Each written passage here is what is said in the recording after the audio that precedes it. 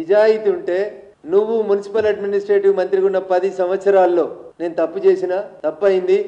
మా నాయన కట్టించిన అమరవీరుల స్తూపం దగ్గర ముక్కునాలకు రాస్తున్నా నేను మున్సిపల్ మంత్రిగా ఉన్నప్పుడు కట్టిన అన్ని కట్టడాలకు నేనే బాధ్యుణ్ణి నా మీద డీజీపీ దగ్గరకు ఏదో మా కార్యకర్తల మీద దాడులు అయితే నేను దండం పెట్టి వచ్చినావు కదా దాడులు కాదు నేనే సార్ దుర్మార్గుణ్ణి హైదరాబాద్ లో ఈ వరదలలో జనంగా కొట్టుకుపోవడానికి బాధ్యుణ్ణి నేనే నాలాలు కడుతుంటే కళ్ళుండి చూడలోని కబోదిని నేనే నా మీద ఎఫ్ఐఆర్ చేసి నన్ను జైల్లో పెట్టమని పాప ప్రాయశ్చిత్తం చేసుకోవాలి కేటీఆర్ అనేటోడు ఆయనను అట్లా వదిలేస్తే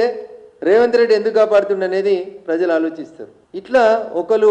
వీళ్ళు చేసిన కబ్జాల గురించి నిజంగా రేవంత్ రెడ్డి గారికి నేను సిన్సియర్గా చేస్తున్నటువంటి ఒక సూచన కేటీఆర్ని టీఆర్ఎస్ పార్టీ చేసిన తప్పుల్ని కాపాడాలనేటువంటి ఉద్దేశం మీకు లేకపోతే హైకోర్టు ఆర్డర్లు జడ్జిల లేఖలు ప్రభుత్వాలు ఇచ్చినటువంటి తీర్పులు ఎన్జిటిలో ఇచ్చినటువంటి ఆర్డర్స్ అన్నింటినీ హైడ్రా ముందు పెట్టి నిర్దాక్షిణ్యంగా ఈ భాగ్యనగరంలో వరదొచ్చినా వానొచ్చినా